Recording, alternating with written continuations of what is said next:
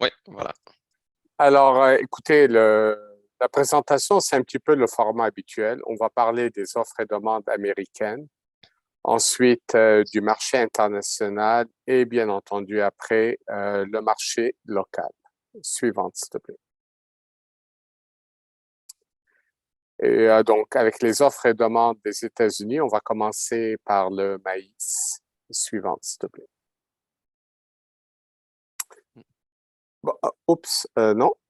Tu as été trop vite. Merci. Alors, commençons par les superficies ensemencées. Et je vous dirais, regardez surtout la colonne 2023. Le maïs, 92 millions d'acres, ça a été une petite surprise. On s'attendait à moins. Beaucoup pensaient 91 millions d'acres, mais les intentions sont arrivées plus élevées que ça. Le soya à 87,5 millions d'acres, inchangé par rapport à l'année passée. Le blé, une bonne augmentation, principalement due au blé d'automne, mais il faudra voir si on finira vraiment à 49,9 millions d'acres, puisque les plaines du Nord ont quand même beaucoup de retard dans les semis du blé de printemps. Le total, vous remarquerez, à 228 millions d'acres, c'est une grande superficie. Bon, Hmm. c'est vrai qu'en 2021, on a eu 227,2, mais je vous dirais pour les trois principaux grains, c'est relativement élevé. Certains analystes ont certains doutes à savoir si vraiment il se sommera autant de millions d'acres aux États-Unis. Suivante, s'il te plaît. Alors, voici le maïs. Pour 2023-2024, 92 millions d'acres. Ce sont les intentions d'ensemencement. Et l'USDA commence avec un rendement record de 181,5 boisseaux de l'acre. C'est quand même peut-être un petit peu surprenant, mais eux, ils disent que c'est le trend yield, c'est-à-dire la moyenne ajustée pour la tendance. Évidemment, c'est trop tôt. On ne peut pas se prononcer. C'est vrai que les semis roulent très vite aux États-Unis, mais j'aimerais quand même vous rappeler qu'il n'y a pas une corrélation, il n'y a pas un lien entre des semis hâtifs et un bon rendement. C'est sûr, c'est positif, personne ne dira le contraire, mais c'est pas pour autant que vous vous enlignez nécessairement sur un rendement record. Et puis, vous remarquerez que la superficie est quand même très élevée. Bon, en 2021-2022, on a eu un peu plus de 93 millions d'acres, mais comparativement aux autres années récentes, c'est haut.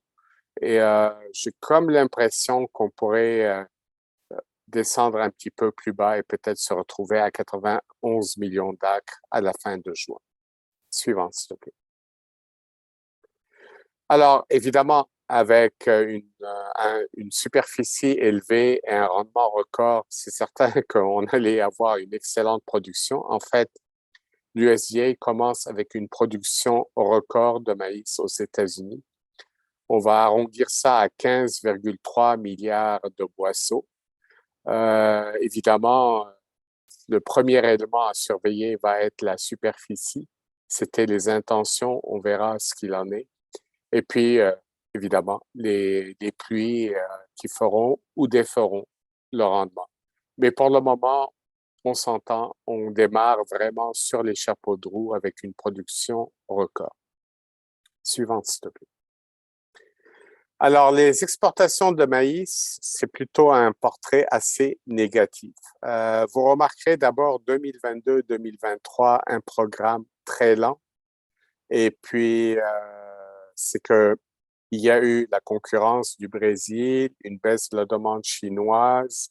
Et puis, il faut le dire aussi, le maïs ukrainien cette année qui est arrivé en masse dans le marché alors qu'il y a quelques mois, on ne s'y attendait du tout. On s'y attendait vraiment pas à ce retour-là.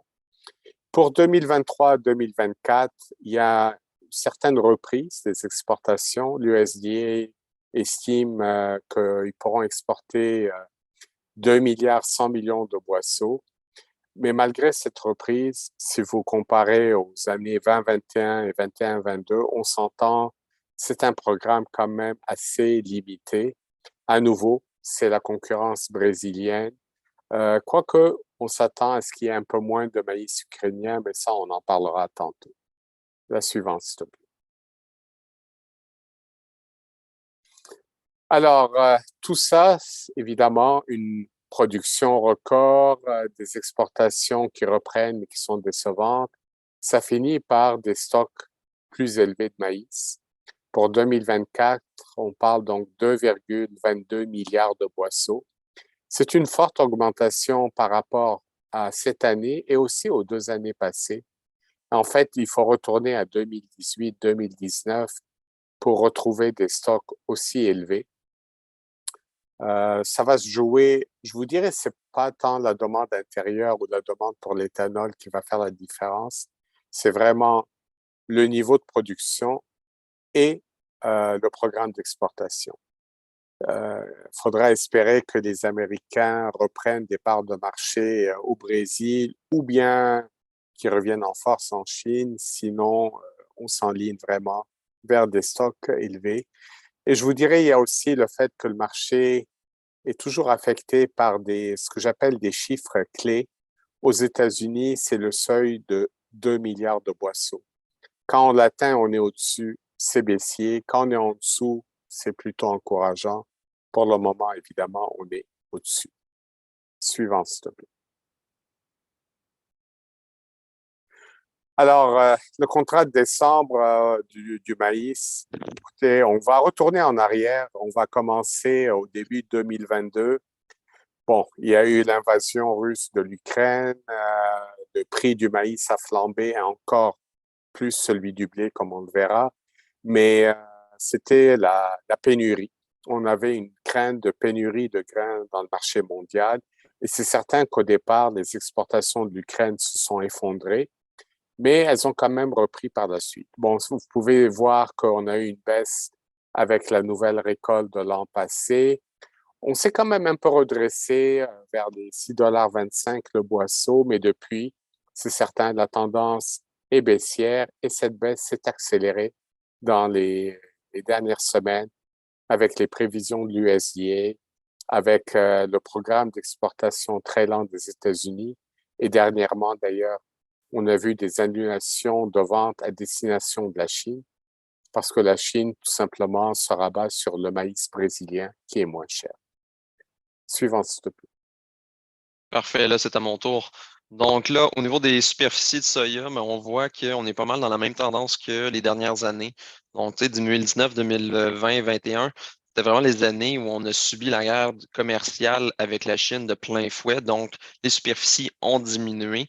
Mais après ça, on voit qu'on a un certain équilibre là, entre 87 et 90 là, millions d'acres. Donc, des superficies qui sont tout à fait convenables là, comparativement aux années passées. Avec un rendement de 52 boissons à l'acre, on dépasse le record de 2021-2022, mais de pas par beaucoup, là. Donc, c'est, contrairement au maïs, là, le rendement qui est estimé pour 2023-2024 est beaucoup plus réaliste que celui du maïs. Tout ça pour nous donner une production qui est tout à fait convenable par rapport aux dernières années. En fait, 2023-2024 va être record, mais elle va dépasser le record de par peu. Donc, c'est quelque chose qui est tout à fait, qui est plus réaliste en termes d'estimation, contrairement à ce qu'on pourrait évaluer pour le maïs. Donc, une production tout à fait convenable dans la situation actuelle. Au niveau de la trituration, ben là, c'est sans équivoque. On voit que la trituration va être record pour 2023-2024. Et ça, c'est dû au fait qu'on va avoir il y a, comment dire, la demande pour le diesel renouvelable va vraiment tirer à la hausse la trituration aux États-Unis. Évidemment, ce sont des estimations. Il va falloir qu'on attende le dévoilement des mandats d'éthanol et de biocarburants aux États-Unis en juin prochain. Mais pour l'instant, l'USDA estime là, que la demande pour la trituration va être au-dessus de 2,3 milliards de boisseaux.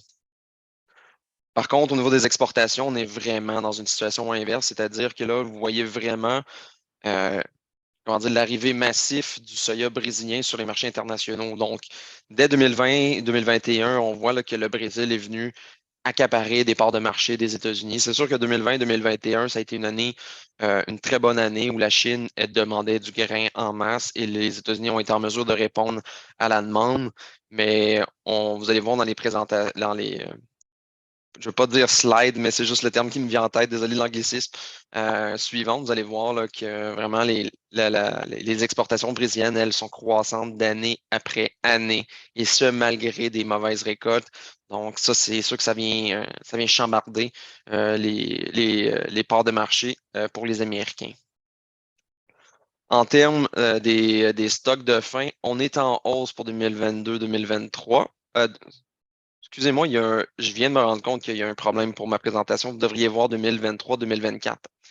Donc, pour 2023-2024, on est à 335 millions de boisseaux. Oui, c'est une augmentation des stocks, mais c'est pas une augmentation très importante lorsqu'on compare là, 2021-2022 et surtout là, lorsqu'on compare au stock record de 2017-2018. Donc, on est vraiment à des niveaux qui restent serrés, relativement serrés. On a un petit peu plus de, comment dire, là, de lousse. On a un petit peu plus d'espace, mais n'empêche que les stocks sont très serrés. Vous voyez le ratio stock sur la demande. On est autour de 8 alors que les années dernières, on variait entre 5 et 6.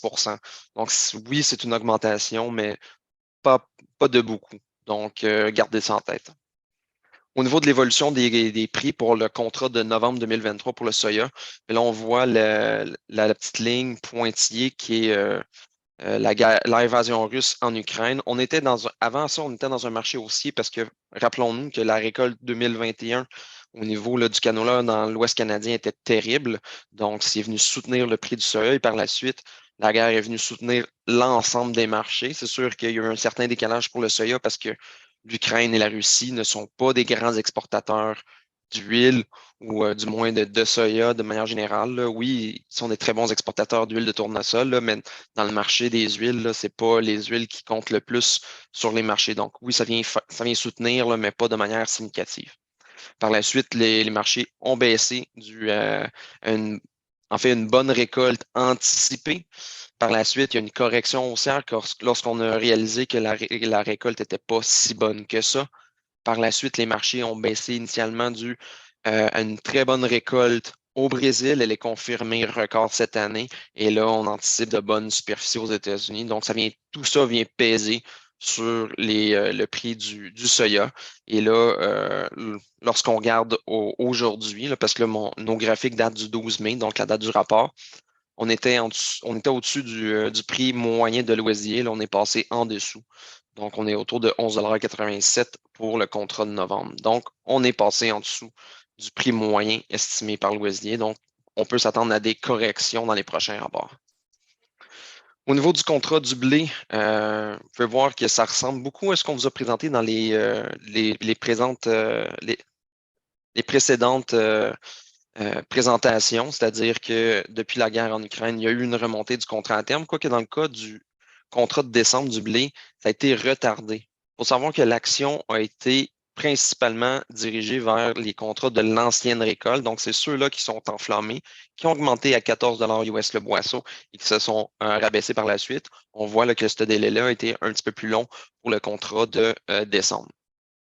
Évidemment, les marchés s'attendaient à ce que ça soit réglé en l'espace de quelques mois. En fait, tout le monde, pas espérait, mais tout le monde anticipait que la guerre en Ukraine allait se régler rapidement, ce qui ne fut pas le cas.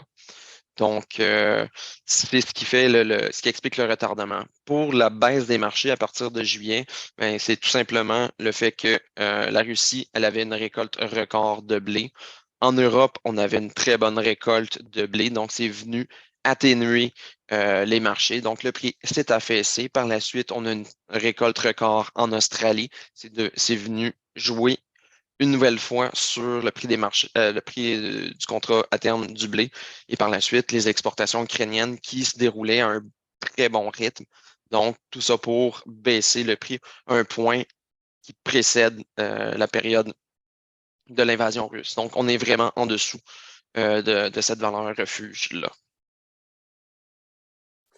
Bon, alors, on va continuer avec le marché international et commençons par la guerre en Ukraine. Alors, écoutez, je vais essayer de faire un petit peu un retour en arrière. Avant la guerre, l'Ukraine pouvait exporter jusqu'à 6 millions de tonnes de grains par mois, principalement maïs, blé et un petit peu d'orge. Bon, il y a eu la guerre, comme l'a dit Étienne, l'invasion du 24 février 2022. Et de mars à juillet 2022, on a vu une très forte baisse des exportations de l'Ukraine qui sont tombées à tout juste à peine 1,5 million de tonnes par mois, principalement par camion, par train et par des barges fluviales. Et puis, il y a eu l'accord du 22 juillet qui a été renouvelé plusieurs fois par la suite, y compris hier, qui permet les exportations de grains de l'Ukraine à partir de 3 ports de la mer Noire, principalement Odessa et 2 plus petits ports. Et grâce à cet accord, on a vu un rebond des exportations de l'Ukraine assez considérable, à tel point que on est revenu à des niveaux proches d'avant-guerre. On a 3,6 millions de tonnes en avril, mais si je vous avais montré le mois de mars, en mars, on était quasiment à 4,7, 4,8. Donc, malgré tout, il y a beaucoup de grains de l'Ukraine qui sont revenus dans le marché et qui sont revenus à des prix très, très compétitifs. On va se le dire carrément, à des prix très cheap. Mais c'est normal, l'Ukraine est un pays en guerre. Pour la Russie, on observe, malgré la guerre, un excellent rythme des exportations. C'est vrai, il y a eu des sanctions financières internationales, mais il faut quand même ne jamais oublier que les sanctions n'ont jamais visé les grains, ni d'ailleurs les engrais, n'est-ce pas? Mais malgré tout, certains s'attendaient à ce que les Russes aient un certain mal à sortir le grain. Pas du tout. Avec une récolte record de blé l'an passé à 92 millions de tonnes, on s'attend à des exportations records en 2022-2023 de 44,5 millions de tonnes. Bon, la Russie a aussi des taxes à exportation où ils essaient plus ou moins de réguler le flot, mais en fait, écoutez, ils ont besoin d'argent, ils ont besoin de devises, et il y a toutes sortes de sanctions contre eux, alors ils sortent autant de grains qu'ils le peuvent. Suivante, s'il te plaît. Alors, Étienne vous a parlé du blé, et ici, on a, je vous dirais, quelques principaux exportateurs de blé. D'ailleurs, dans le titre, on a oublié de rajouter Canada, n'est-ce pas? Il ne faut pas oublier le Canada. Commençons par l'Australie. Les 3 dernières années, des exportations excellentes de l'Australie, même record pour l'année 2022-2023. Maintenant, si vous voyez une baisse en 2023-2024 à 21 millions de tonnes, je vous dirais que c'est très, très prématuré à ce stade-ci. Ils sont en train tout juste de semer leur blé. C'est que tout simplement, après 3 années d'excellente production, certaines analyses pensent, comme l'USDA, que leur récolte va rebaisser à cause, Niño et Niña et toutes sortes de phénomènes météo. Mais honnêtement, ne prenez pas le 21 millions de tonnes pour quelque chose de solide à ce stade-ci. Pour le Canada, 28 millions de tonnes, je vous dirais que c'est un programme d'exportation tout à fait correct et justifié en autant que la production soit au rendez-vous. Elle l'a été l'année passée, mais pas l'année d'avant à cause de la sécheresse. C'est trop tôt pour se prononcer. Régent disait tantôt que l'Alberta est sèche. C'est vrai, mais les semis avancent quand même très vite et de la pluie est anticipée pour la semaine prochaine. Donc, il faudra voir. Les États-Unis, écoutez, la tendance est très claire. Les États-Unis sont de plus en plus un petit exportateur de blé, pour ne pas dire un exportateur tout à fait secondaire, tout simplement parce qu'ils produisent de moins en moins de blé. Et puis regardez par contre la Russie. Depuis plusieurs années, c'est le premier exportateur mondial de blé. Et c'est pour 23-24, on prévoit 46 millions de tonnes, un programme record, en autant que le rendement soit là. Leur récolte, quand même, s'annonce bien. Et puis, à date, la Russie a eu de bonnes pluies. Donc, je vous dirais 46 millions de tonnes est très plausible. Pour l'Ukraine, par contre, 10 millions de tonnes, c'est une forte baisse, principalement parce que avec la guerre, leur production baisse. Pour 2022-2023, ils avaient des stocks de report, donc ils ont pu quand même sortir beaucoup de grains. Mais on pense qu'en 2023-2024, avec moins de stocks et une production à la baisse, leurs exportations vont être limitées. Et finalement, l'Europe prévoit bonne récolte et donc un programme d'exportation à la hausse avec 38 millions de tonnes. Suivante, s'il te plaît. Alors, on va parler des récoltes sud-américaines qui sont ultra importantes et on va commencer par le géant, le Brésil. Ici, rappelez-vous, hein, on parle de l'hémisphère sud. Donc, je vous dirais, ne regardez pas 2023-2024, regardez plutôt 2022-2023. D'abord, le soya, 155 millions de tonnes. Je vous dirais, le chiffre est pas mal sûr. Le battage est fini. C'est certain, le chiffre final pourra un petit peu varier, peut-être 156, 157 ou peut-être 154, mais c'est clair que le Brésil vient de battre une récolte au record de soya. Par contre, le maïs, 130 millions de tonnes, qui serait un record, ce n'est pas encore fait. C'est surtout la deuxième récolte de maïs safrina au Brésil qui constitue les 3/4 de la production. Ça a été semé en février-mars. Au moment où on se parle, le rendement est en train d'être fait en fonction des pluies qu'ils ont reçues. Ils s'attendent à un rendement moyen, rien d'extraordinaire, mais par contre, les superficies ont beaucoup augmenté. En autant qu'il n'y ait pas de gel, c'est drôle, hein? On parle du Brésil, mais parfois, ils peuvent avoir du gel en mai-juin. Rappelez-vous que là-bas, c'est l'hiver et non pas l'été. Et donc, à moins d'un gel, ils devraient quand même avoir une production record. Maintenant, 2023-2024, c'est beaucoup trop tôt. Le soya commencera à être semé après le 15 septembre. À ce stade-ci, l'USDA prévoit des productions records de soya et quasi-records de maïs, mais vraiment, c'est vraiment trop tôt à ce stade-ci. Suivante, s'il te plaît. L'Argentine, c'est un autre portrait vraiment opposé du Brésil. Autant le Brésil a eu d'excellentes pluies, autant l'Argentine a eu une sécheresse cette saison. Donc, si vous regardez, à nouveau, il faut regarder 2022-2023, leur production va être médiocre. Le battage est plus ou moins complété au tiers ou aux 2/3, dépendamment de chaque culture. Donc, il y a encore de l'incertitude par rapport au rendement. L'USDA prévoit que le maïs va baisser de 50 à 37 millions de tonnes. Mais c'est surtout le soya qui chuterait de 44 à 27 millions de tonnes. Puis même là, ce chiffre est peut-être encore assez optimiste. Aujourd'hui, la Bourse des grains de Buenos Aires a estimé leur production de soya à uniquement 21 millions de tonnes. Il faut se rappeler que l'Argentine est le premier exportateur mondial de tourteaux de soya. Il n'exporte pas beaucoup de fèves à cause des tarifs douaniers, mais en tant qu'exportateur mondial de tourteaux, c'est certain qu'ils vont devoir baisser et de beaucoup leurs exportations. Maintenant, pour 2023-2024, c'est beaucoup trop tôt. À ce stade-ci, on parle de 54 millions de tonnes de maïs, 48 millions de tonnes de soya, mais on est encore loin des cieux. Suivante, s'il te plaît. Alors, si on parle des exportations de maïs, on a 4 joueurs, Ukraine, Brésil, Argentine et États-Unis. Alors, l'Argentine, à nouveau, il faut regarder 2022-2023.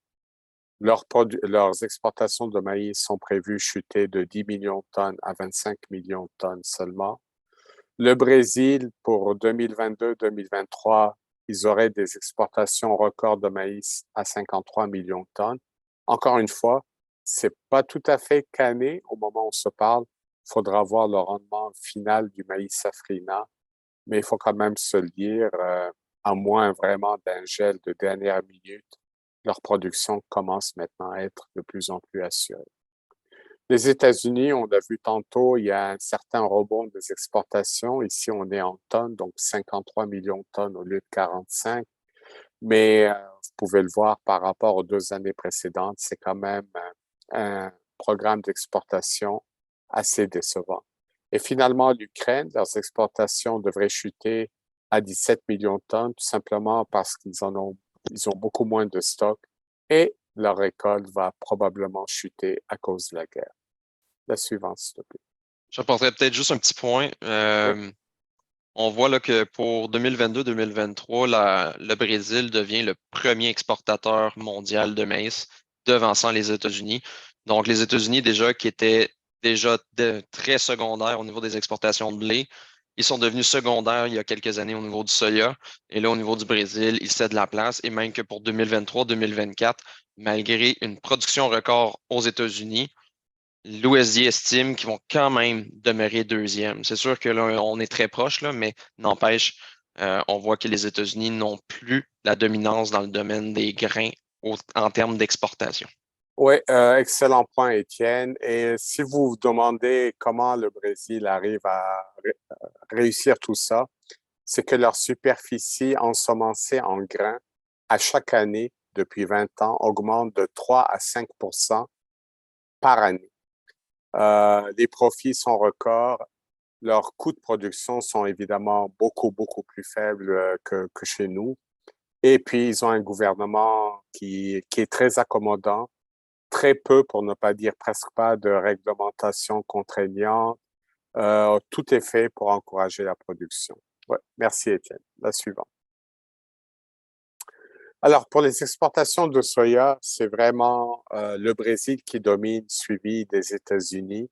Et puis, bon, on le voit là, pour 2023-2024, ce serait 97 millions de tonnes d'exportation du Brésil. Maintenant, même pour l'année en cours, parce qu'il faut toujours regarder 22, 23, parce que c'est l'hémisphère sud, à 93 millions de tonnes, on est dans un nouveau record pour le Brésil. Et puis, si vous regardez les États-Unis, malgré tout, la tendance est claire, elle est baissière. Et la fève américaine a du mal à concurrencer le soya brésilien. Et le Brésil, il faut le rappeler, a fait des investissements massifs en infrastructure. Ils ont ouvert 3 nouveaux ports dans le nord-est du pays, construit une autoroute de 1500 kilomètres, tout ça en l'espace de 5-8 ans. C'est incroyable, mais vrai. Suivante. Alors, récapitulons un peu. Au Brésil, une production record de soya, ça c'est clair. Très probablement une production record de maïs, mais on ne peut pas encore l'affirmer. Il faut encore 3 ou 4 semaines. Et donc, ce sont des exportations records année après année, avec un potentiel de croissance, faut le dire, presque illimité. Maintenant, ce qui est drôle, c'est que le Brésil prétend et soutient que son agriculture est durable. Pourtant, les superficies augmentent de 3 à 5 par année, à chaque année, depuis plus de 20 ans. Mais écoutez, en tous les cas, la forêt amazonienne part peut-être en fumée, mais c'est supposément durable. Pour l'Argentine, c'est le portrait contraire, la pire sécheresse en 60 ans. Pour vous donner une idée, la condition de bonne à excellente est de seulement 4 pour le soya et le maïs. Ça vous démontre à quel point ça va mal là-bas. Et le battage est quand même complété à 69 pour le soya, 25 pour le maïs. Donc, on commence à avoir une idée plus précise des dommages. Suivante, s'il te plaît. Et là, c'est moi qui prends le relais. Donc, au niveau de la demande chinoise, ben, il faut se rappeler que la Chine, c'est le principal importateur de grains dans le monde. Au niveau du soya, là, c'est environ 60 de la demande mondiale, des importations mondiales de soya qui sont accaparées par la Chine. Au niveau du maïs et du blé, cette année, pour le blé, la Chine est la principale importatrice de blé dans le monde. Au niveau du maïs, je crois que ça l'est encore. Donc, on voit là, que vraiment la Chine a un pouvoir assez important au niveau des importations de maïs et des graines de manière générale. Et c'est ce qui fait qu'elle utilise ce pouvoir-là pour vraiment avoir un impact sur les marchés. Donc, quand la Chine elle est présente sur un marché ou qu'elle n'y est pas présente, ça a vraiment un impact majeur au niveau des prix mondiaux des grains. Donc, quand la Chine présentement décide d'annuler des ventes de maïs, ça a un impact au niveau des marchés, des contrats à terme. Et dernièrement, il faut aussi savoir que la Chine, son économie et la politique, c'est deux choses qui se marient ensemble. Donc, la Chine utilise son pouvoir de négociation pour pouvoir plier au niveau des politiques internationales. Donc, vous avez pu voir il y a quelques années lorsque l'Australie a décidé euh, en fait, avait demandé de faire une enquête pour savoir était où l'origine de la COVID-19 et estimait que ça allait être en Chine. La Chine n'a pas tardé et a imposé une taxe assez salée au niveau des importations d'orge australienne. Même chose avec l'histoire de Huawei, avec Mme Ming Wanzhou.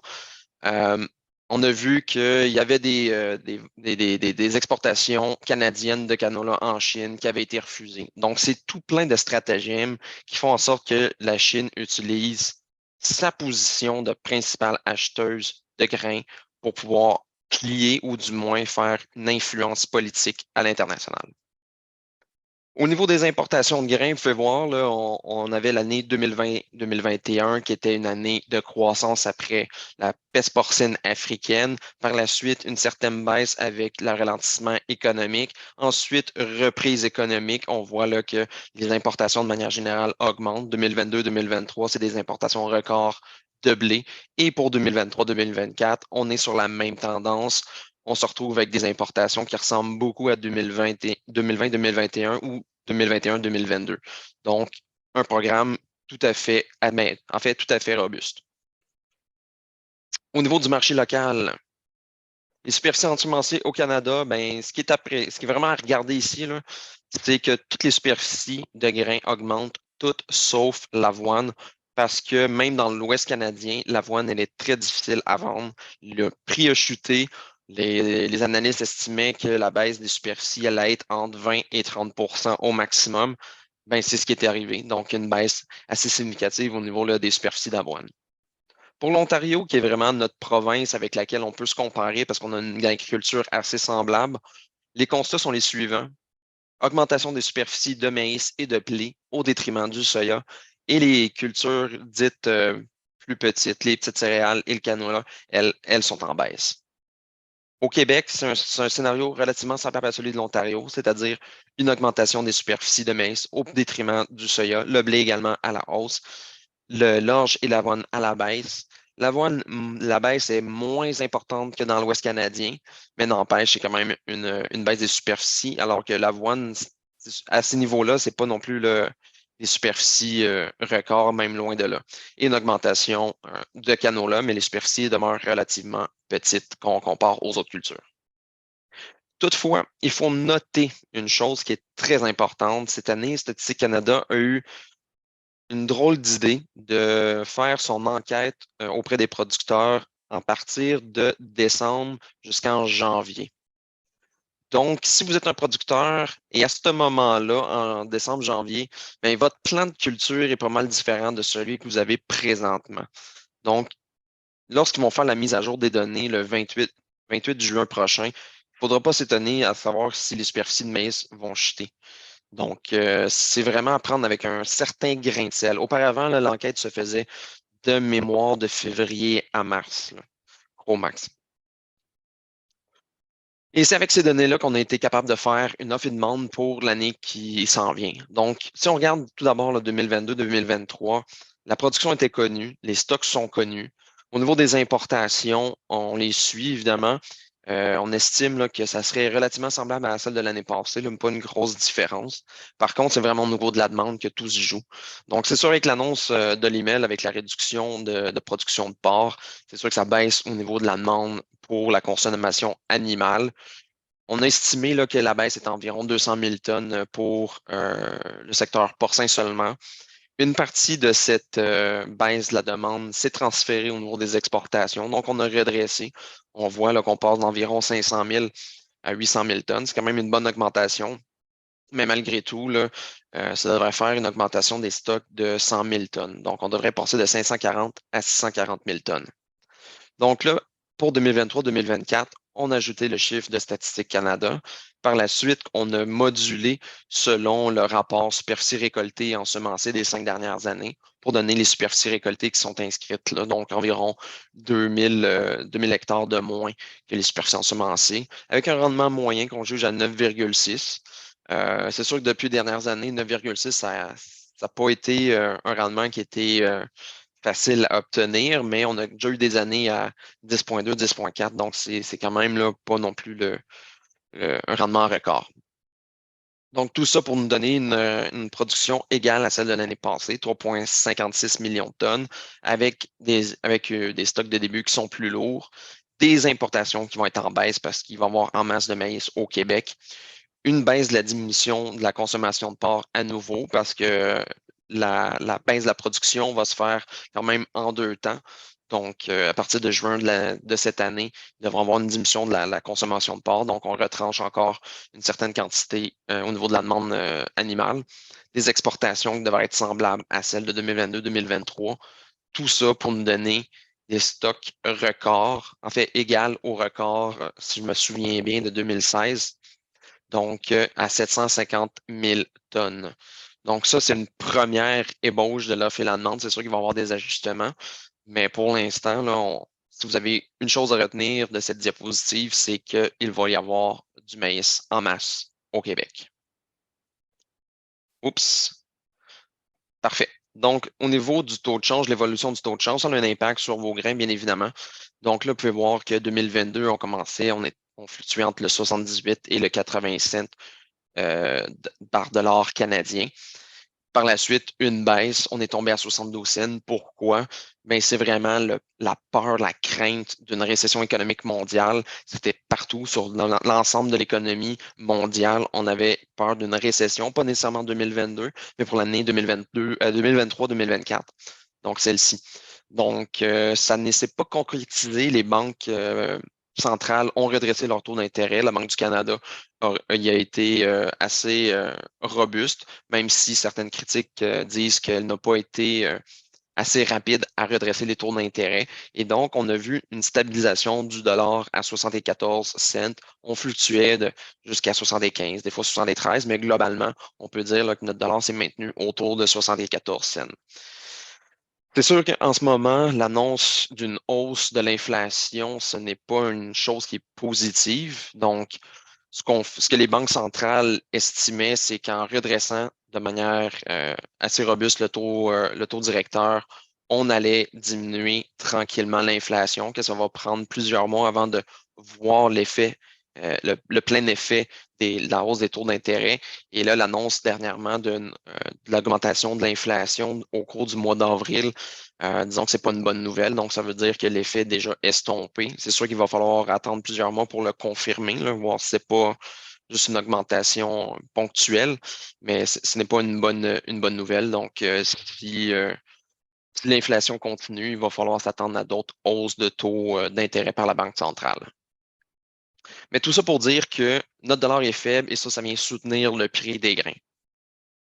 Ça paraît pas parce que vous avez subi une diminution assez significative des prix présentement. Mais si notre dollar était à 78 cents au lieu du 74 cents qu'on est présentement, ben, il faudrait retrancher, là, selon le calcul que j'ai fait au prix que vous recevez présentement pour la récolte, environ 11 canadiens la tonne pour le maïs et 27 pour le soya. Donc, si vous pensez que les prix sont plus bas, ben, dites-vous au moins que le dollar vient vous aider, sinon il serait encore plus bas. Au niveau des prix des céréales et du canola, ben vraiment, il faut vraiment se concentrer sur les colonnes plus du milieu. Donc, on voit au niveau là, de l'orge un certain redressement parce qu'il n'y a pas beaucoup d'offres, mais en même temps, il n'y a pas beaucoup de demandes nécessairement. Donc, c'est pas parce qu'il y a une augmentation des prix que c'est nécessairement positif. C'est juste qu'il n'y a pas beaucoup d'offres sur les marchés au Québec. Au niveau du blé fourragé, on voit qu'on avait une certaine hausse des prix jusqu'à la diminution des contrats à terme. Au niveau du blé panifiable, on voit un très bel écart entre le blé fourragé et le blé panifiable. C'est vraiment intéressant, surtout lorsqu'on compare des années précédentes. Là, on est habitué entre un 10 et 15 piastres la tonne. Là, on est tout plus autour là, d'un 60-75 de spread, pour parler en français, et un écart, devrais-je dire. Au niveau de l'avoine, c'est sûr que les prix ont diminué. Là. Je pense que les producteurs d'avoine qui sont présentement là, à l'écoute le savent, là, le prix de l'avoine a chuté. Évidemment, ce tableau-ci, c'est pas marqué, là, mais c'est les prix pour les livraisons qui sont marquées indépendamment de la période de vente. Donc, c'est vraiment tout l'ensemble des ventes qui se sont faites pour, par exemple, avril 2023, ben, ça donne un prix de 293 Ça ne veut pas dire que c'est le prix que vous allez obtenir aujourd'hui. Je suis pas mal sûr que si vous appelez votre acheteur et que vous voulez vendre à 293 la tonne, euh, on va rire de vous. Là, on est plutôt à des prix beaucoup plus bas. Là. De mémoire, il me semble qu'on parle même de 220 la tonne. Donc, on est vraiment pas dans ces niveaux-là. Au niveau du canola, bien évidemment, ça suit le mouvement du soya, donc une certaine hausse jusqu'en janvier 2023, puis ensuite effondrement du contrat à terme et donc baisse du prix du canola. Au niveau des bases, ça c'est l'essentiel, je vous dirais, de notre présentation parce que c'est vraiment le marché local, c'est le marché qui vous parle. On voit là, que depuis 2022 jusqu'à 2023, on avait une base qui était, je dirais, tournée autour du zéro, donc près de l'équilibre. Donc, en fait, surtout en terrain positif plus que négatif. Par contre, dès l'annonce là, de la baisse de la production par Olimel au niveau de la production de porc, ben, on voit que la baisse de la base a été très importante. On est baissé on s'est vraiment très, très rapproché du moins 40 cents US le boisseau. On se maintient autour du moins 30 cents présentement. C'était pas une bonne nouvelle, puis je vous dirais que c'est pas mal ce à quoi le marché local peut nous réserver pour la prochaine année récolte. C'est une base qui reflète vraiment un marché où le maïs, il y en a en masse et la demande n'est pas présente. Donc, baisse des prix en conséquence. Au niveau du soya, on voit la fluctuation de la base, vraiment, elle était normale. Dans les années précédentes, même voire pendant l'année récolte 2022-2023 pour le spot, on avait des bases qui étaient largement au-dessus des valeurs normales, c'est-à-dire là, entre le moins 25 cents et le moins 45 cents. Là, on voit cette année, on est un retour des valeurs normales. Et même que dernièrement, je vous dirais, les bases sont plutôt en terrain euh, en dehors du marché normal, c'est-à-dire au-dessus du moins 25 cents. Donc, on n'est pas en terrain positif, mais n'empêche, des bases à moins 20 cents, c'est des bases qui sont tout à fait intéressantes, ce qui vient atténuer la baisse des prix là, au niveau du marché local. Bon, alors allons-y pour la conclusion et puis la suivante, s'il te plaît, Étienne. Oui, Alors, rappelons les faits. Étienne vient d'en parler. D'abord, la crise dans l'industrie du porc au Québec. On va perdre 1 million de porcs. C'est énorme. C'est beaucoup moins de maïs qui va être consommé. On estime la baisse de la demande de maïs entre 200 et 300 000 tonnes par année. L'autre chose qu'il faudra suivre, c'est que, bon, il y a un abattoir qui est fermé, 1 million de porcs de moins. Après cela, est-ce qu'Olimel va se rétablir ou pas? Euh, Écoutez, je commence à me poser des questions, mais c'est à suivre. Aux États-Unis, pour le moment, on prévoit des productions records de maïs et de soya. Comme on l'a dit tantôt, la superficie et le rendement du maïs paraissent un petit peu généreux, pour ne pas dire très généreux même, pour des premières estimations de USDA. Donc, il faudra suivre de près la météo, évidemment, et puis les superficies. Alors, les stocks vont être à la hausse en 2024, à partir, évidemment, de ces niveaux de production. Un fait indéniable, c'est que les États-Unis ont du mal à exporter leur maïs. Il y a un retard assez considérable dans les ventes de maïs. Et en plus, depuis plusieurs semaines, c'est la Chine qui annule à tour de bras des ventes américaines pour se rabattre sur le Brésil. Alors, au Brésil, on a eu une récolte record de soya et probablement une autre record de maïs, ce qui fait que les grains brésiliens sont très compétitifs sur le marché mondial et coupent l'herbe sous le pied des Américains. Par contre, on a une production médiocre de maïs et de soya en Argentine, qui est quand même un grand exportateur des deux grains. Mais on va se le dire carrément, pour le moment, le marché s'en fiche un petit peu de l'Argentine. Il mise sur le Brésil et sur les États-Unis et ignore carrément l'Argentine. Alors, l'Ukraine, l'accord sur les exportations de grains par la mer Noire a été renouvelé pour 2 mois, mais l'incertitude demeure. Alors, on est toujours un petit peu dans l'attente. Le marché prend pour acquis que le statu quo va continuer. Mais écoutez, c'est une guerre féroce qui a lieu en Ukraine. Et puis, il faudra voir ce que fera M. Poutine, surtout si des échecs militaires s'en viennent pour lui au courant de l'été. C'est à suivre. Suivant, s'il te plaît. Alors, les facteurs à suivre. Bon, l'accord sur les corridors maritimes en Ukraine. On le suit au jour le jour et à chaque 2 mois pour les renouvellements. La météo dans le Midwest, bien entendu, surtout une fois que les semis vont être finis et les semis sont rapides cette année, ça va être les précipitations, la pluie, leur distribution, les volumes, etc. Les exportations américaines de maïs continuent de créer pas mal d'inquiétudes avec les annulations de la Chine. Donc, on les suit semaine après semaine. Et la demande chinoise de grains, évidemment, comme l'a dit tantôt Étienne, c'est le premier importateur mondial de grains pour le soya, mais aussi pour le maïs et le blé. La situation dans le port au Québec, je viens de le dire, je commence à être pas mal pessimiste. J'espère, j'espère vraiment que Olimel va se rétablir et, disons, et se stabiliser après la fermeture de cet abattoir, mais il faudra suivre ça d'assez près. Et évidemment, il y a 2 rapports clés sur les superficies ensemencées. Cette fois, on ne parle plus d'intention, mais de superficie effectivement ensemencée.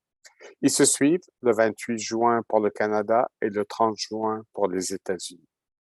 Suivante. Alors, la conclusion, écoutez, c'est un scénario baissier. Puis là, je parle même pas du rapport que je produis, les tendances. Je vous donne les prix moyens du USDA. Pour le maïs, il table sur 4,80 $ le boisseau en 2023-2024, comparativement à 6,60 $ en 2022-2023. Pour le soya, aussi, une forte baisse, 12,10 $ le boisseau en 2023-2024, comparativement à 14,20 $ pour l'année en cours. Au Québec, comme l'a bien montré Étienne, on assiste à une chute brutale des bases locales du maïs.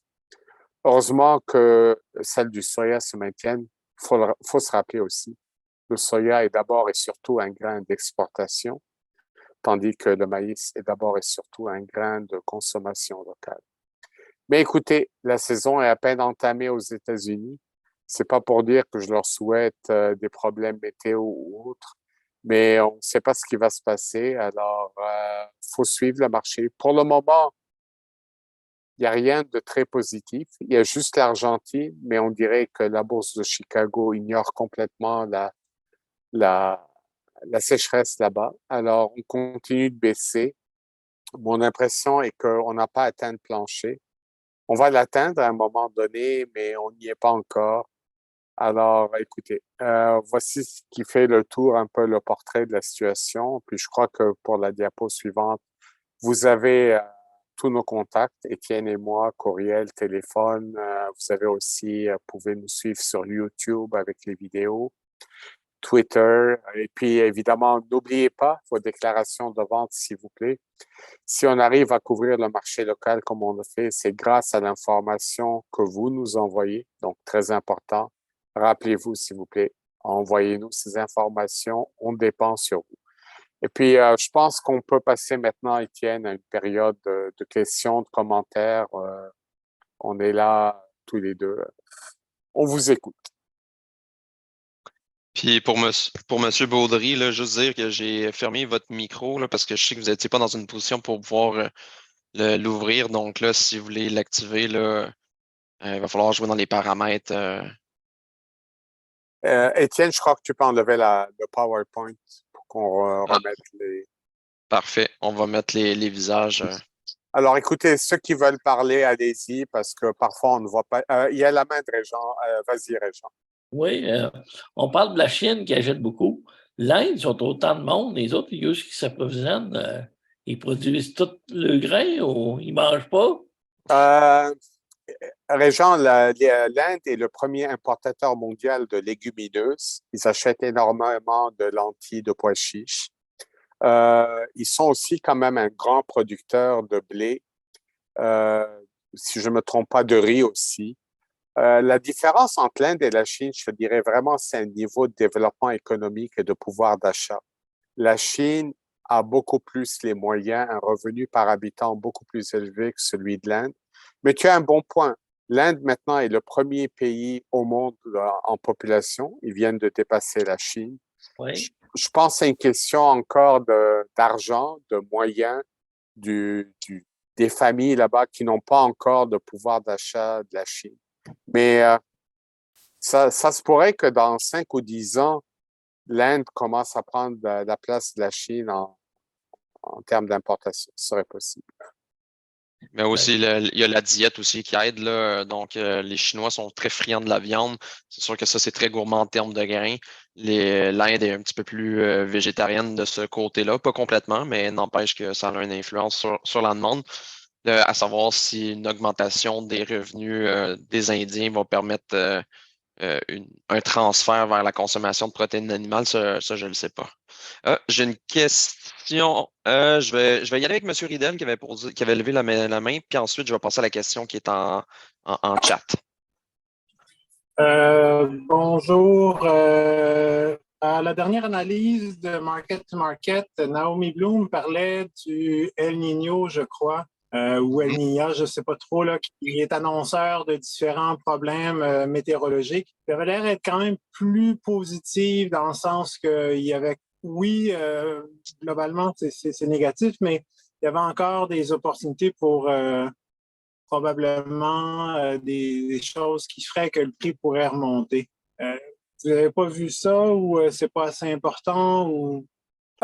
Monsieur Ridel, je vous dirais, c'est important. Le problème avec Niño et Niña, c'est que ça dépend de l'intensité du phénomène et ça dépend de quand est-ce qu'il se produit. Alors, souvent, c'est une question de timing. Je vous dirais un bon test, c'est vraiment l'Australie, parce que c'est vrai, ça fait 3 années, l'Australie a eu d'excellentes pluies. Est-ce que vraiment on va repartir en sens inverse? Euh, Eux, leur saison a démarré, ils sont en train de semer le blé, ils vont finir de semer dans les 2, 3 prochaines semaines. Il faudra voir. Est-ce que vraiment on va assister à je dirais pas une sécheresse, mais à une baisse significative des pluies durant l'été, qui est leur hiver? On le verra. Mais je vous dirais honnêtement, je miserais pas nécessairement trop là-dessus parce que la météo, au fond, c'est incontrôlable et imprévisible à long terme. On a de la misère à prévoir sur une semaine, alors sur 3 et 6 mois. Mais je vais compléter. Oui, c'est bien El Niño qui devrait arriver avec un grain d'évalué, un pourcentage évalué à 80%. Donc, normalement, ça devrait arriver. Là, évidemment, il y a toujours un 20% de chances que ça n'arrive pas.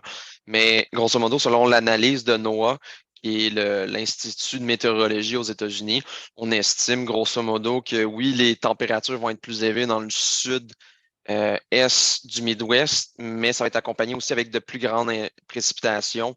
Donc, honnêtement, je pense pas que ça va avoir un drôle d'impact. En fait, même rendu là, si on a des températures chaudes et des bonnes précipitations, honnêtement, je pense que ça serait plutôt une, la table serait mise pour des rendements qui seraient très élevés. Mais encore là, je veux dire, comme Ramsey le dit, je veux dire, la météo est très imprévisible et encore plus que ça, je vous dirais que pour les plantes, puis ça, on l'a vu dans les dernières années, la question du timing des pluies est excessivement importante. Donc, même si on établit que c'est une perspective de saison, les précipitations vont être plus élevées, mais si elles tombent au mauvais moment, ben, ça ne va pas avoir un impact sur le rendement. Et inversement, si les pluies sont faibles, mais elles tombent précisément à bonne place, ben, on va avoir un bon effet sur les rendements. Donc, pour l'instant, je te dirais, c'est le topo qu'on a, mais c'est pas négatif pour les États-Unis, donc ça semble pas être positif pour les prix, M. Ridel. Et, Étienne, tu avais une question dans le chat, tu as dit.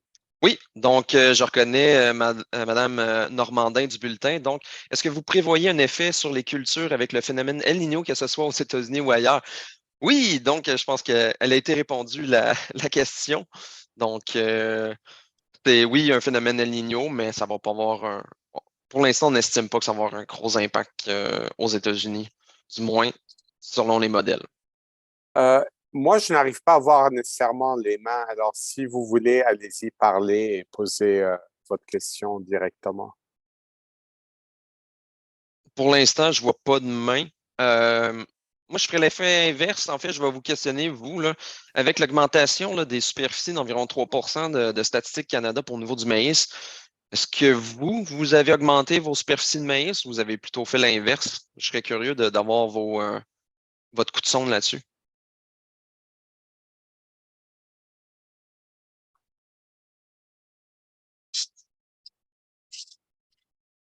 On a besoin d'un volontaire qui veut parler.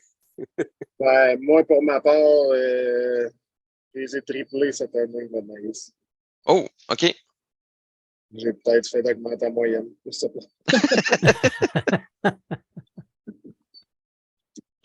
Donc, elle vient de là, la baisse des superficies de soya, là, si je comprends bien. Ça se peut. Pour ma part, je ne peux pas faire de commentaires là-dessus. Je n'assume pas de maïs. Effectivement. Mais toi, as-tu diminué tes superficies d'avoine? L'avoine, j'ai diminué un petit peu, pas tellement. Ben, je vois selon mes contrats de semences, ben, mes prévisions de vente de semences. Je vois dans le chat qu'on parle d'une diminution des superficies d'environ 5 ce qui est tout à fait raisonnable, surtout dans le marché actuel. Évidemment, là, M. Baudry vient tout de défaire la moyenne, mais Mais je vous dirais honnêtement, si vraiment on augmente la superficie de maïs cette année au Québec avec une demande à la baisse, et si le rendement est bon, on va tous espérer évidemment un bon rendement, ça va être une année difficile.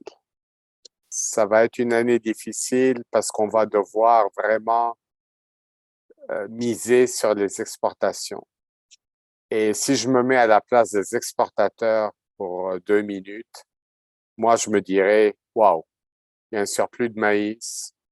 On va attendre que la base plante carrément avant de prendre des positions. Puis c'est normal, c'est de bonne guerre, je veux dire. Mais il faudra voir. Pour moi, j'attends vraiment le rapport du 28 juin pour voir est-ce qu'on augmente réellement le maïs au Québec? Est-ce qu'on le maintient ou on le diminue? Si on est chanceux et que Étienne a raison, c'est vrai.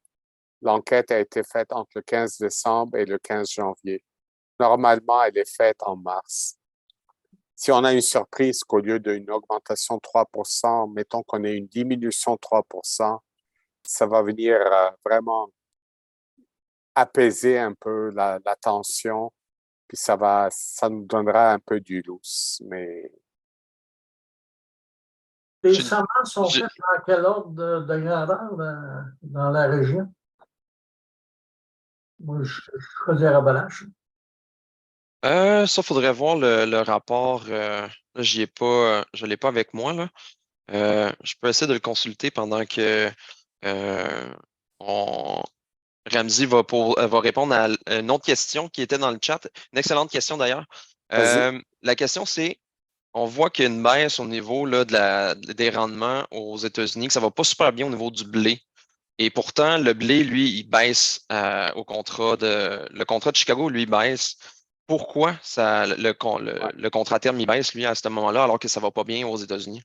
Euh, il faut faire attention. Aux États-Unis, le contrat qu'on regarde, nous, habituellement, c'est le contrat de Chicago, c'est le blé tendre. Le blé tendre est correct. Le blé qui est affecté par le manque de pluie aux États-Unis, c'est le contrat de Kansas, le Hard Red Winter, le blé de force d'hiver. Je sais, c'est mêlant, mais il y a 3 bourses de blé. Il y a Minneapolis pour le blé de printemps, il y a Kansas pour le blé d'hiver de force et il y a Chicago pour le blé tendre. Donc déjà, on voit actuellement, par exemple, un très grand écart entre Minneapolis et Chicago parce que le blé de printemps, bon, les semis sont vraiment en retard et puis ils ont peur aussi de manquer de blé de protéines. L'autre chose qui amène la baisse à Chicago, c'est que Chicago a tendance à plus représenter, je dirais, le marché mondial du blé. Puis le marché mondial du blé actuellement, ben, on va se dire, il y a un surplus. Production record en Russie, excellente production en Australie, excellente production au Canada. On ne manque vraiment pas de blé. Mais je regardais tantôt d'ailleurs l'écart entre aux États-Unis entre le blé de printemps, le contrat de blé de printemps et le contrat de blé d'automne tendre entre Chicago et Minneapolis. L'écart est très grand. Je pense qu'il est quasiment à 2 dollars le boisseau. Donc, c'est un portrait un peu contrasté aux États-Unis. C'est le blé de protéines qui vaut cher, mais ce que j'appellerais le blé ordinaire ou disons le blé plutôt fourragé qui lui non, non, est en surplus, on va se le dire. Je ne sais pas si Étienne, tu as trouvé. Oui, donc, Monsieur non, c'est Monsieur Jules Côté. Donc, écoute, selon la financière agricole, Chaudière-Appalaches, c'est 0% partout, mais c'est en date du 9 mai. Donc là, malheureusement, on va pas avoir de rapport cette semaine, va falloir attendre à la semaine prochaine. Par contre, on a le rapport de Tournée Grande Culture qui, lui, va sortir demain, puis on va avoir une meilleure indication de où est-ce qu'on en est, là, surtout à Chaudière-Appalaches, là, parce que à 0%, il n'y a pas grand-chose à dire à ce niveau-là. 0%. Oui, mais c'est en date du 9 mai, donc là, tu Parce peux que dire que chez nous, c'est fait à 95%. Oh, oui, puis il faut faire attention, Monsieur Côté. Quand le rapport sort le 9 mai, c'est que c'est pour les cultures, disons, 2, 3 jours avant. Donc, c'est vraiment début mai, puis on s'entend, hein? On avait eu beaucoup de pluie au début de mai, donc il n'y avait pas grand-chose de ce mai à ce moment. je vais y aller avec une autre question dans le chat. Honnêtement, on a des très bonnes questions dans le chat. Ramzi, en cas de récession, j'imagine qu'on réduit encore les perspectives de prix pour l'ensemble des céréales pour cette année. 3 petits points, mais là, je présume que c'est plutôt un point d'interrogation rendu là. Je vous dirais, avec plus de 30 ans d'expérience, puis ça trahit mon âge, il n'y a pas nécessairement un lien entre récession, expansion et les prix des grains. Oubliez ça. C'est les journalistes, les commentateurs qui ne savent pas trop quoi dire, qui vont vous dire, ah, il y a une récession, il y a une expansion. Puis, non. Le pétrole, oui, le pétrole est lié à l'activité économique. Les grains, non. C'est vraiment une question d'offre et de demande. C'est surtout d'abord une question de récolte, bonne ou mauvaise, comme le disait tantôt Régent, s'il y a des sécheresses ou s'il n'y a pas de sécheresse. Et puis, au niveau de la demande, Étienne l'a bien mentionné tantôt, la Chine, ils jouent la carte de leur poids dans le marché des grains à fond. Pour eux, c'est de la géopolitique. Ils rentrent, ils sortent des marchés, c'est sûr, en fonction de leurs besoins, mais aussi en fonction de leur politique. Rappelez-vous la guerre commerciale avec les États-Unis en 2018-2019, où les achats chinois avaient plongé. Donc, la Chine sont très forts là-dessus. Mais non, récession, expansion, ça, c'est pas ça. C'est pas ça qui va faire bouger les marchés. Je vois que Régent a levé sa main. Oui, c'est une question quand les Chinois annulent des contrats, là. C'est pas Ouais. comme nous autres, on est obligés de nos contrats. Oui, mais Étienne, dans ces contrats, il y a déjà une clause qui permet l'annulation avec une certaine pénalité. Alors, tu comprends, si la pénalité, on va dire, je prends un chiffre, je ne sais pas, ça dépend de chaque contrat, elle est de 10 ou 15 dollars, mais que là, le maïs brésilien est rendu à 25 dollars moins cher, bon, ben, tu paies le 15 dollars d'un bord pour sortir ton contrat, puis tu vas acheter au Brésil. OK. Donc, ce genre de contrats de grains internationaux ont déjà des clauses d'annulation. Ça veut dire qu'on pourrait faire ça, nous autres aussi? Écoute, dans l'Ouest, ils en ont parlé il y a 2 ans, quand ils ont eu une sécheresse terrible et que beaucoup de producteurs avaient du mal à remplir leurs contrats. Je te dirais, il y a le pour, il y a le contre. Quand tu spécifies tout dans un contrat, c'est sûr que tu sais d'avance à quoi t'attendre. Mais parfois, et on l'a vu dans l'Ouest il y a 2 ans, si c'est pas spécifié, ça donne de la flexibilité de part et d'autre. Puis, mais c'est quelque chose qui s'est parlé. À ma connaissance, on n'a pas nécessairement toutes sortes de clauses, toujours dans l'Ouest. Mais c'est quelque chose qui pourrait se faire, oui. Je vais prendre la balle au bon. Dans le secteur biologique, évidemment, c'est pas le conventionnel, là, donc c'est sûr que c'est une autre dynamique de commercialisation. Mais il y en a des clauses qu'on appelle Act of God qui permettent de briser son contrat, sauf que en même temps, ton prix qui était sur ton contrat est beaucoup moins élevé. Donc, si tu prends un contrat qui n'a pas de Act of God, ben, ton prix va être plus élevé que si tu en as un avec une clause Act of God. Donc, tout se paie dans la vie. Donc, si on veut une certaine sécurité en cas de on n'est pas capable de respecter le contrat, ben, il faut s'attendre à ce que ben, on paie cette perte de risque-là et donc on a un prix moins élevé. Comme dans le Soya IP, là, c'est un contrat de production.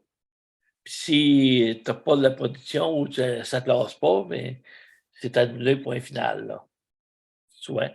Puis j'aurais une autre question pour le Soya IP. La production baissait beaucoup cette année. Puis qu'est-ce que j'ai entendu dire, c'est que les Japonais, ils veulent pas mettre le prix pour avoir une production. C'est-tu le cas? Écoute, Régent, tu as raison, la production baisse. Je pense que ça va venir soutenir le IP. Les Japonais, écoute, c'est la game habituelle. À chaque saison, j'entends la même chose que les Japonais retardent, tatati. C'est les plus gros acheteurs de soya IP. Ils font au fond ce que font les Chinois dans le conventionnel. Ils essaient de jouer le jeu. Mais en bout de ligne, la demande est très stable au Japon. Elle n'est pas en hausse. Elle est même peut-être légèrement en baisse, mais elle est très stable. Puis les Japonais, ils vont acheter les quantités dont ils ont besoin. Les 700-800 000 tonnes qu'ils achètent, ils vont les acheter. Et en bout de ligne, je te dirais, pour y avoir été quelquefois au Japon, au-delà du prix, c'est d'abord la qualité. La qualité et ce que je dirais aussi, la sécurité d'approvisionnement, c'est-à-dire que le grain soit livré dans les temps prescrits. Et il faut reconnaître, dans la dernière année, avec les problèmes de conteneurs et de COVID, on a eu du mal au Canada parfois à respecter les échéances. Et pour ça, les Japonais, c'est très important d'avoir la qualité, le bon grain au bon moment et pas avec des retards.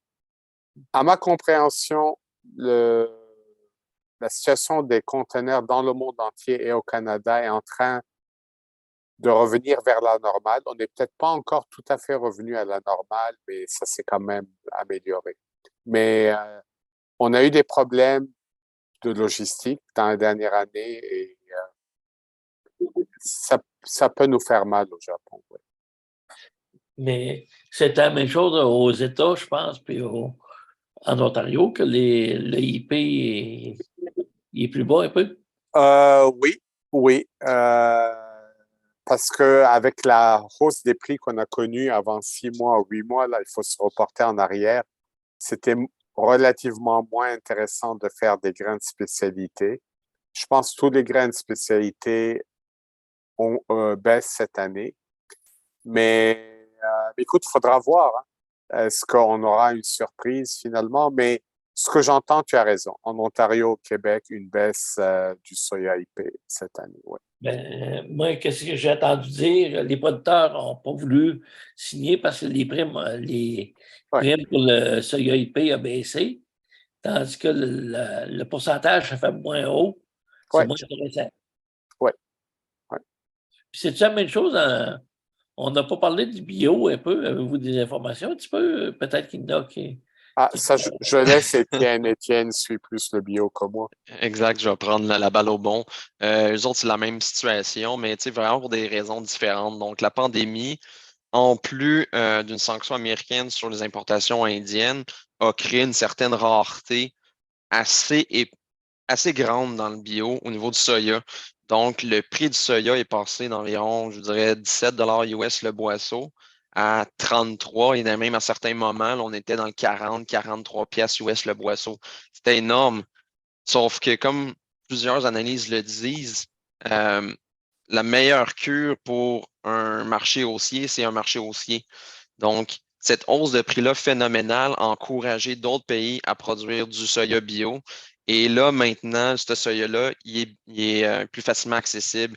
Et non seulement ça, mais aussi le prix du voyage du conteneur a diminué. Donc, c'est plus facile de rentrer dans le marché américain, d'être plus compétitif.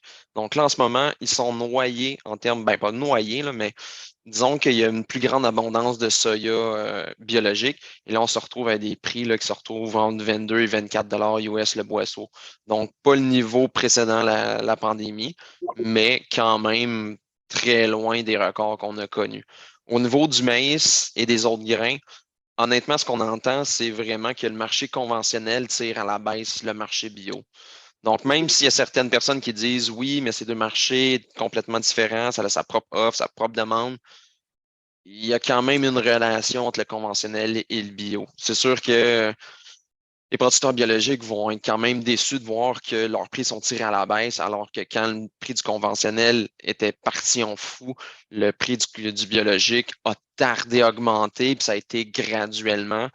Ben, c'est pas tout à fait le cas quand le prix du conventionnel chute. Donc, pour l'instant, eux autres aussi, là, ils constatent une baisse là, du prix de manière générale. OK. Ben, moi, qu'est-ce que j'ai entendu dire? Que pour le soya, c'est assez facile à écouler le stock. Mais les autres grains, c'est plus difficile, c'est du cas. Quand tu dis écouler, là, tu parles d'une perspective de producteur à les vendre? À les vendre, oui. Oui. Non, donc exactement. Ben, c'est plus facile. Tout dépend du prix. Donc, si les producteurs s'attendent à recevoir au moins 30 pièces US le boisseau, ils ne trouveront pas de preneur. Puis c'est sûr que si on importe du stock, une des conséquences de l'importation, c'est qu'on ne fait pas venir un 20 tonnes. On fait venir de, des centaines de tonnes, voire plus, là. C'est sûr que dans le bio, on n'a pas un vraquier qui arrive, là, c'est plutôt des conteneurs qui est importé.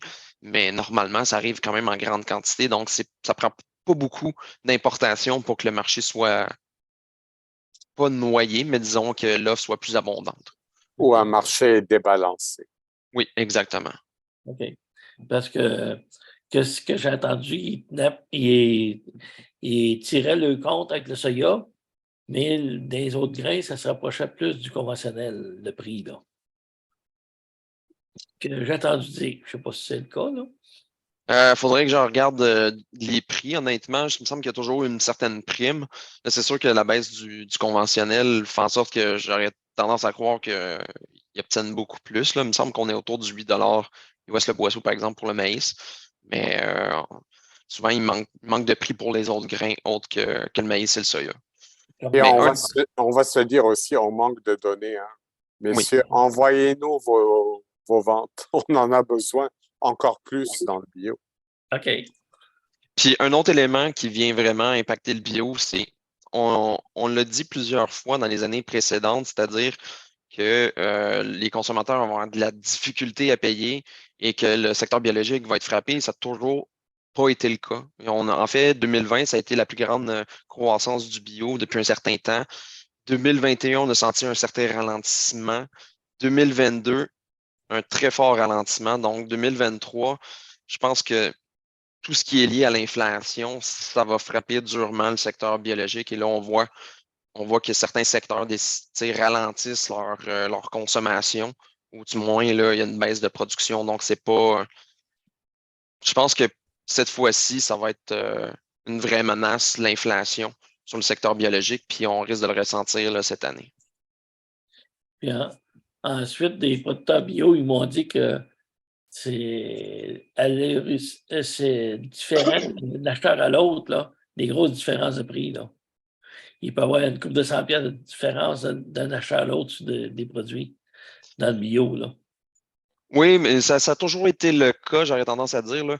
Je l'entendais souvent, tu sais, qu'un acheteur, par exemple, qui est en manque de maïs, pouvait appeler un producteur, il lui fixait un prix, je sais pas moi, à l'époque, c'était 400, là. Donc 400 pièces $ la tonne.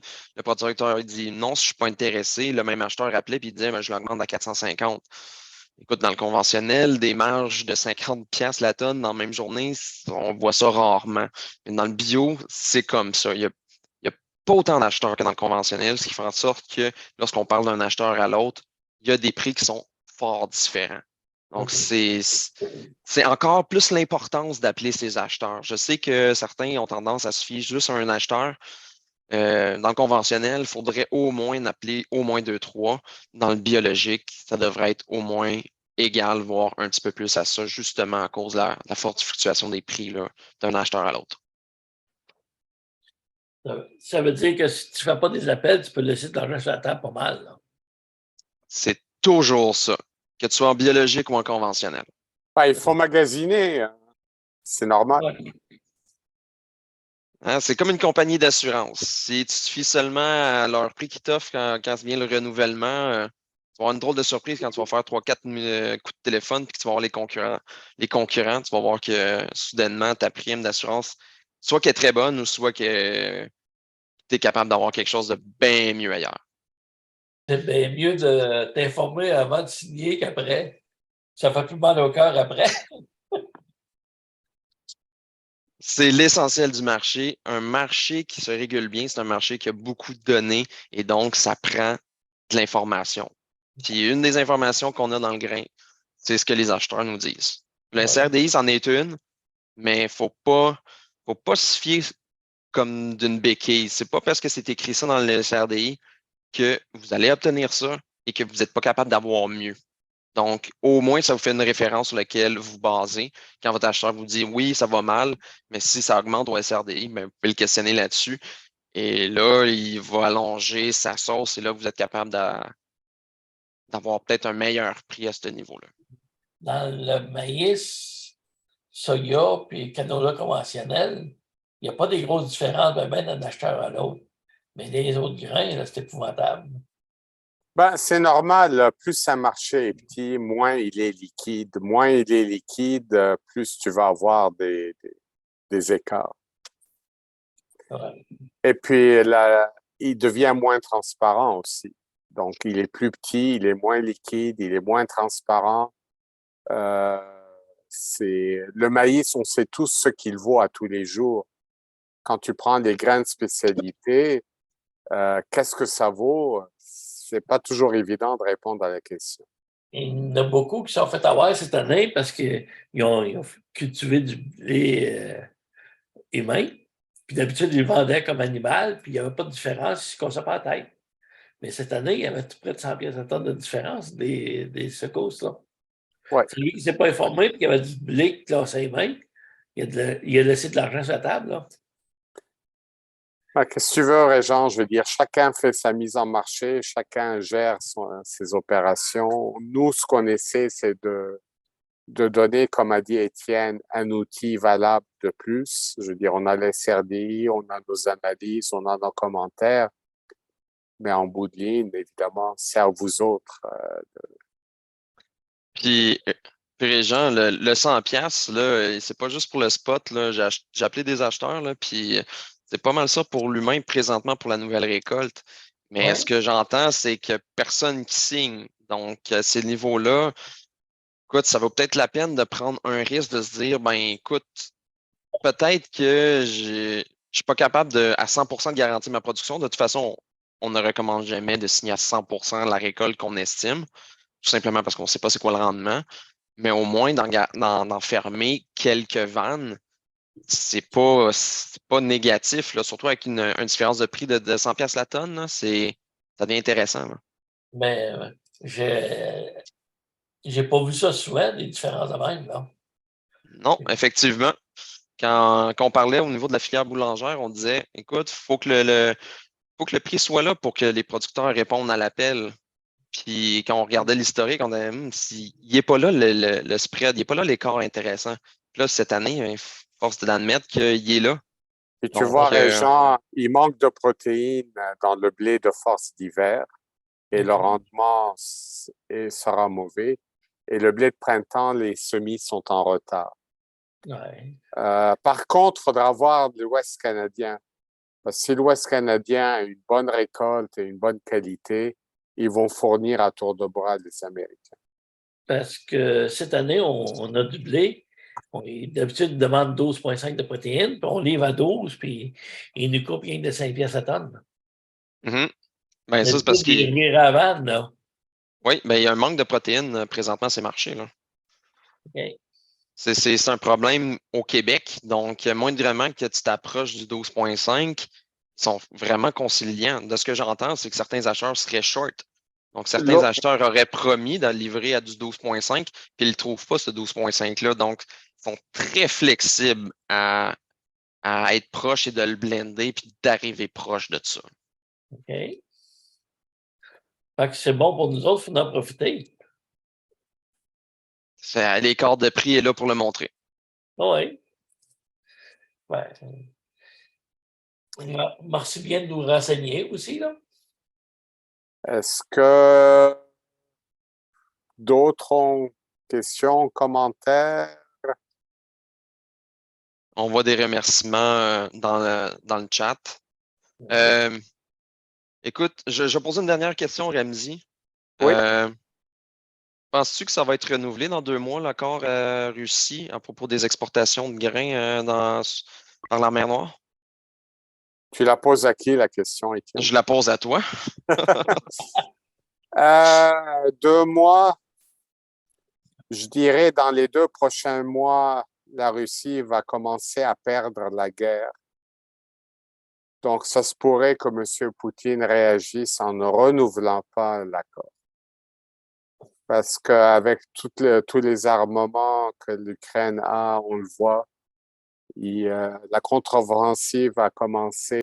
S'il commence à perdre sur le terrain militaire, il pourrait vouloir se venger au niveau des grains. La seule chose, honnêtement, je dirais, si, ça c'est beaucoup de si, mais si à nouveau l'Europe, le Canada, etc., la Russie ont tous d'excellentes récoltes de blé, honnêtement, pour le blé, ça ne viendra pas faire une grande différence. Le maïs, ça va dépendre du Brésil, mais c'est les autres aussi. Il faut remonter un petit peu en arrière. Rappelez-vous, bon, la guerre a éclaté au début de 2022, mais on commençait l'année 2022 quand même à la hausse. Il faudrait quasiment remettre le graphique du soya parce que la récolte avait été mauvaise au Brésil. Et, comme Étienne l'a dit, sécheresse dans l'Ouest canadien. Donc, au-delà de la guerre, on avait le Brésil qui avait une récolte décevante, une récolte catastrophique au Canada. Donc, on avait 2 grands joueurs qui déjà fournissaient pas mal moins de grains dans le marché et la guerre est venue se greffer à ça. Alors, la guerre, au fond, a accéléré, a amplifié un mouvement à la hausse qui était déjà là. Actuellement, c'est un peu le contraire. Actuellement, c'est tout le monde, ou presque, a d'excellentes récoltes. Alors, c'est un petit peu le retour du balancier dans l'autre sens. J'aurais une question. L'Europe, comment ça va, les autres? Ils ont eu une sécheresse l'année passée?